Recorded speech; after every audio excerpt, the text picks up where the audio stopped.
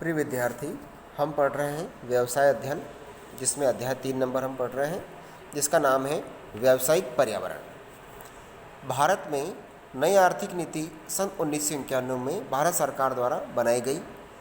इसमें कई आर्थिक सुधार कार्यक्रम किए गए, आर्थिक सुधार हेतु किए गए। तो ये नई आर्थिक नीति सन 1991 के बाद हमारे देश में लागू हुई है। इसके बारे में हम देखें।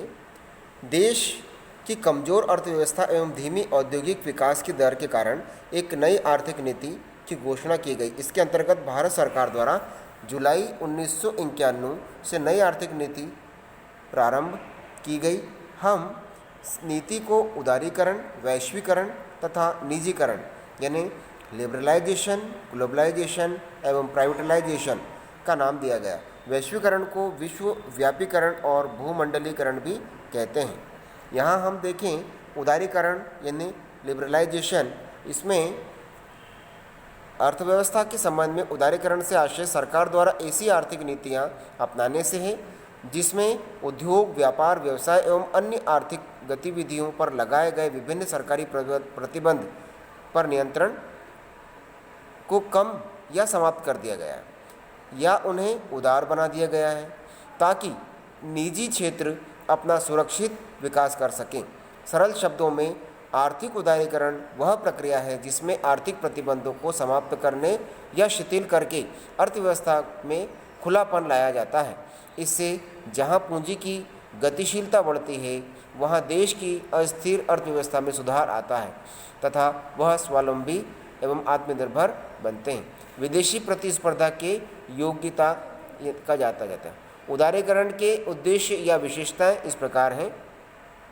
देश की अर्थव्यवस्था में बुनियादी सुधार लाकर उसे विदेशी प्रतिस्पर्धा के योग्य बनाने के लिए निजीकरण को बढ़ावा देना, लाइसेंस और परमिट पर लगी विभिन्न नियंत्रणों को समाप्त करना, उद्योगों की स्थापना की अनुमति देने में सरलता तथा शीघ्रता लाना, उत्पादकता को उदार एवं मुक्त बनाना, बजट घाटा कम कर मुद्रास्फीति को नियंत्रित करना, भुगतान संतुलन को अनुकूल बनाना, आर्थिक विकास की प्रक्रिया में आई रुकावट को दूर करना, अंतर्राष्ट्रीय बाजारों में प्रवेश हेतु भारतीय उद्योगों की प्रतिस्पर्धा बढ़ाना, प्रत्यक्ष विदेशी विनियोग को बढ़ावा देना, बीमार सार्वजनिक क्षेत्र में गतिशीलता तथा कुशलता लाना, वित्तीय क्षेत्र में आधारभूत सुधारों के जरिए बेहतर पूंजी एवं मुद्रा बाजार का विकास करना, लाल फीताशाही, अक्षमता तथा संसाधनों के अपव्यय को रोकना, कृषि क्षेत्र का तीव्र विकास करना, अनुसंधान एवं नवाचार पर सर्वोच्च प्राथमिकता के साथ ध्यान देना, विश्व अर्थव्यवस्था के साथ बेहतर सामंजस्य स्थापित करते हुए गरीबी, बेरोजगारी, अशिक्षा, आर्थिक विषमता जैसी मूलभूत समस्याओं का यथासंभव निराकरण करना। ये उदारीकरण का हमारा सरकार का विशेष प्रयास था। फिर आते हैं इसके बाद हम निजीकरण यानी प्राइवेटलाइजेशन। यहाँ सन 1991 में प्रारंभ किए गए आर्थिक सुधार कार्यक्रम के अंतर्गत देश में सार्वजनिक क्षेत्र की भूमिका कम करके निजीकरण को बढ़ावा देना। निजीकरण के अंतर्गत कुछ चिन्हित सार्वजनिक उपक्रमों का निजीकरण किया जाना, अर्थात उपक्रमों को निजी हाथों में सौंपा जाता है, नए स्थापित किए जाते हैं। निजीकरण के अंतर्गत जो है प्राइवेट संस्थाएं कार्य करती हैं, इसलिए वो निजीकरण कहलाता है। सार्वजनिक उपक्रमों को प्रारंभ से ही निजी स्वामित्व को दे दिया जाता है। इस प्रकार निजीकरण वह प्रक्रिया है जिसके अंतर्गत सार्वजनिक क्षेत्र के किसी उपक्रम को पूर्णतः या आंशिक निजी स्वामित्व में परिवर्तित कर दिया जाता है, स्थापित कर दिया जाता है। अब निजीकरण की विशेषताएं देखें हम। निजीकरण की प्रमुख विशेषताएं इस प्रकार हैं।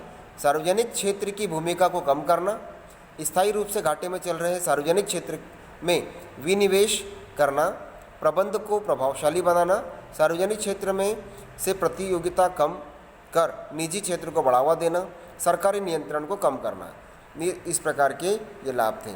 अब हम देखें कि निजीकरण के लाभ में कुशलता में वृद्धि करना, प्रतियोगिता में वृद्धि करना, पूंजी की कमी को दूर करना, तीव्र विकास की ओर अग्रसर होना, जीवन स्तर में वृद्धि करना, सरकारी बजट के घाटे में कमी करना और कुशल उत्पादन आर्थिक समृद्धि, ये इस प्रकार की ये विशेषताएं और ये इसके लाभ थे जो निजीकरण के द्वारा हमें प्राप्त होते हैं, सरकार के उद्देश्य थे।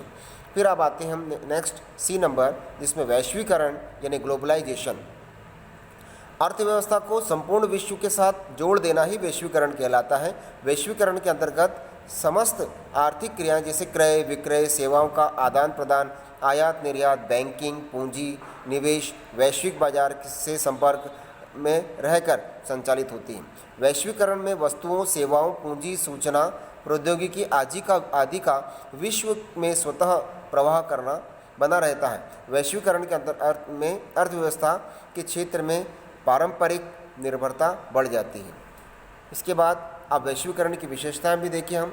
वैश्वीकरण की विशेषताओं में विश्व के अन्य देशों में आपसी विनिमय में वृद्धि होना, बहुराष्ट्रीय कंपनियों का भारत में तेजी से आगमन होना, भारतीय कंपनियों का विदेशों में अपनी व्यापार शाखाएं खोलना, विश्व के सभी देशों में सूचना प्रौद्योगिकी का विकास करना, भारतीय विदेशी मुद्रा बाजार की स्थिति सुदृढ़ होना, विदेशी निवेश में अनुकूल वृद्धि होना, वस्तुओं, सेवाओं एवं पूंजी का स्वतंत्र प्रवाह होना, ये इसकी विशेषताएं थी। अब वैश्वीकरण के लाभ या उद्देश्य हम देखें तो वैश्वीकरण के जो लाभ या उद्देश्य हमें प्राप्त होते हैं उसमें नवीन तकनीकों का आगमन होता है। हमारे देश में जब हम अलग अलग कई देशों के साथ व्यापार करते हैं तो नए देशों के साथ व्यापार करने में नई तकनीकें हमें प्राप्त होती हैं। दूसरा, जीवन स्तर में वृद्धि होना, तीव्र आर्थिक विकास होना, विदेशी व्यापार में वृद्धि होना, विदेशी मुद्रा कोष में वृद्धि होना, विदेशी निवेश प्राप्त होना, विदेशों में रोजगार के अवसर प्राप्त होना और अंतर्राष्ट्रीय सहयोग में वृद्धि होना। इस प्रकार वैश्वीकरण से हमें हमारे देश में इस प्रकार के लाभ प्राप्त होते हैं। तो इसलिए ये सन 1991 में सरकार द्वारा ये उठाए गए प्रयास, सन 1991 में नई आर्थिक नीति की घोषणा की गई।